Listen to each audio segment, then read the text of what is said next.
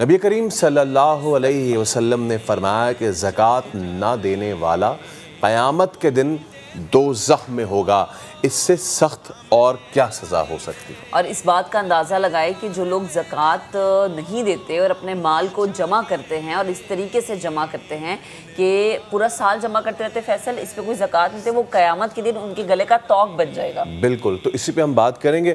مفتی ارشاد حسین سعیدی صاحب ہمارے ساتھ موجود ہیں۔ مفتی السلام علیکم، بہت شکریہ تشریف آوری کا۔ سب سے پہلے ہی ہم اس حدیث سے آغاز کرتے ہیں کہ زکوٰۃ جو نہیں دے گا اس دوزخ جو ہے وہ اس کا ٹھکانہ ہے، تو کتنی اہم یہ عبادت ہے؟ یقیناً اس کی عدم ادائیگی پر بہت وعید آئی ہے، کیونکہ یہ اسلام کے ارکان میں سے دوسرا اہم رکن ہے۔ نماز کے بعد زکوٰۃ ہی کی فرضیت ہے اور یہ رکن اسلام ہے، اور اس کی فرضیت پر آپ دیکھیے کہ جہاں قرآن مجید نے، حدیث مبارکہ نے دو ٹوک انداز میں اعلانات فرمائے ہیں، وہاں صحابہ کرام کا اجماع دیکھیے کہ آقا علیہ السلام کے وصال مبارک کے بعد جب کچھ لوگوں نے زکوٰۃ دینے سے انکار کر دیا تو حضرت صدیق اکبر رضی اللہ تعالیٰ عنہ نے ان کے خلاف اعلان جہاد فرمایا، اور یہ واضح رہے کہ جہاد کافر کے خلاف ہوتا ہے۔ تو گویا کہ جو زکوٰۃ کی فرضیت کا منکر ہو جائے وہ دائرہ اسلام سے خارج ہو جاتا ہے۔ لیکن اگر کوئی مانتا تو ہے کہ یہ رکن اسلام ہے مگر اس کی ادائیگی نہیں کرتا تو پھر وہ فاسق کے درجے پر آتا ہے، اور فاسق کے لیے پھر اللہ رب العزت کی ناراضگی بھی ہے اور عذاب بھی ہے۔ تو دوزخ کی عذاب سے بڑھ کر اور کیا عذاب ہو سکتا ہے؟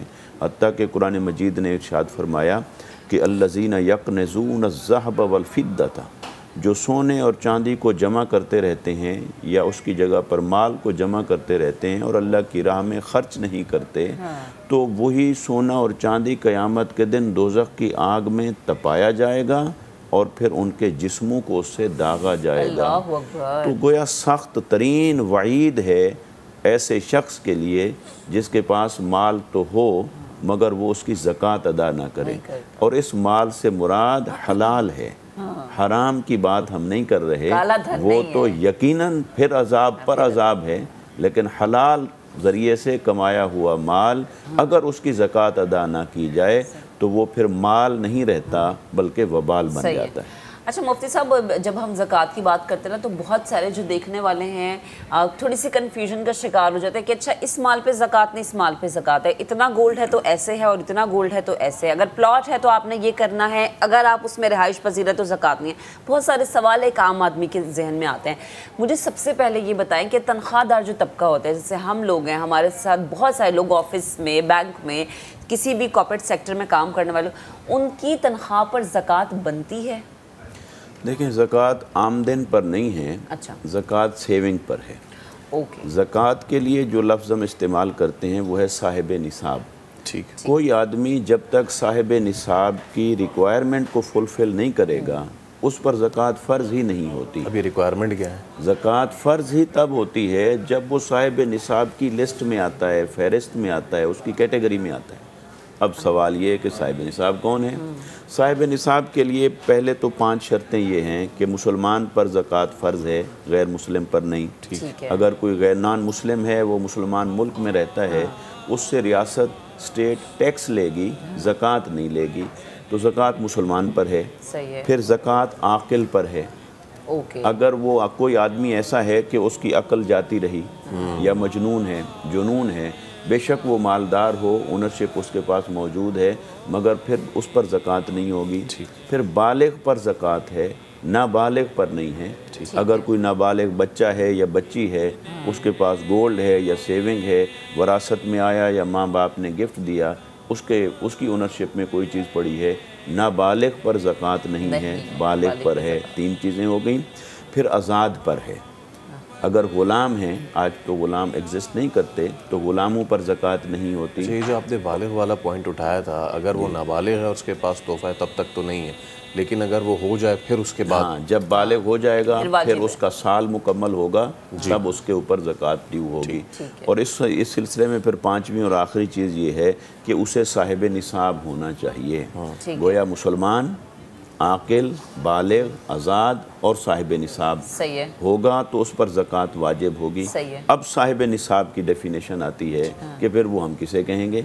तो साहिब निसाब के लिए जो एक मिनिमम लेवल मुकर्रर किया है हदीस मुबारका में आका अलैहिस्सलाम ने कि 7.5 तोले सोना या उसके बराबर उसके पास माल हो, 52.5 तोले चांदी या उसके बराबर उसके पास माल तिजारत हो, सामान तिजारत हो, या जैसे आजकल उस ज़माने में तो दिरहम और दिनार होते थे, वही करेंसी का दर्जा रखते थे, वही गोल्ड और चांदी होती थी।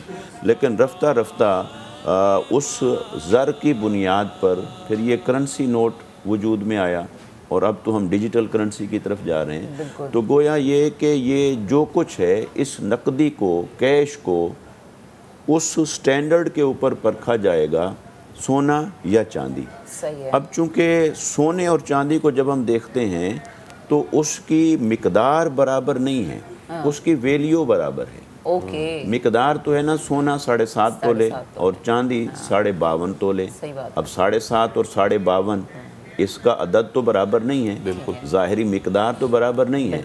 लेकिन सवाल पैदा होता है भी फिर शारे अलैहिस्सलाम ने आखिर इनको यहाँ जाके क्यों मुकर्रर फरमाया। सही है। जैसे सोने को 7.5 तोले पे रखा तो चांदी को भी 7.5 पे रख सकते थे। बिल्कुल सही बात। अच्छा, चांदी को 52.5 पे रखा तो सोने को 52.5 पे रख देते। तो इससे मुराद ये है, इसका मतलब है कि आका अलैहिस्सलाम के ये समझते थे कि इसकी एक ख़ास वैल्यू है मालियत के एतबार से, जो आदमी वहाँ पहुँचेगा उस पर ज़कात होगी, इसलिए उसे गनी कहते हैं। ज़कात गनी पर वाजिब होती है, गनी पर फ़र्ज़ होती है। तो गोया वो मालदार हो तो उस पर जाके ज़कात होती है। अब वक्त के साथ साथ क्या हुआ, जो गोल्ड है उसने तो अपनी वैल्यू, मार्केट वैल्यू बरकरार रखी, लेकिन उसने अपनी परचेज़ पावर कायम रखी। लेकिन जो चांदी है वो आउटडेटेड होती चली गई, अब उसकी वो वैल्यू नहीं रही। तो इसमें अगर हम कुछ पीछे चले जाएं, कुछ सदियां या इवन कुछ साल पीछे चले जाएं, तो सोने और बहुत ज़्यादा फ़र्क नहीं था। तब उलमाए किराम की ओपिनियन यही थी कि इनमें से जिसकी मिकदार कम बनती है ना, उस बंदे को ज़कात देने वालों की फ़हरिस्त में खड़ा किया जाए ताकि गुरबा का ज़्यादा से ज़्यादा फ़ायदा हो, अनफ़ाउ लिल फ़ुक़रा। लेकिन अब इतना डिफरेंस हो गया चांदी और सोने के अंदर कि ये चांदी की मिकदार को देखें तो ये मेरा ख्याल है 35 से 40 हज़ार वाला आदमी ज़कात देने वालों की फ़हरिस्त में आ जाता है।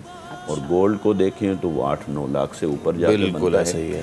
तो इसलिए इस दौर में उलमाए किराम को इसमें इज्तिहाद की ज़रूरत है, क्योंकि अल्लाह और उसके रसूल का मकसद ये नहीं है कि जिस आदमी के पास बहुत लिमिटेड रिसोर्सेज हैं उसके ऊपर भी ज़कात को फ़र्ज़ किया जाए, बल्कि उनकी वो रज़ा ये है, मर्ज़ी ये है कि जिसके पास माल हो, वाफिर हो, साल भर उसके पास कायम रहे, उसकी ज़रूरियात से ज़ायद हो, हाजत असलिया से ज़ायद हो, तब जाकर उसके ऊपर ज़कात फ़र्ज़ होती है।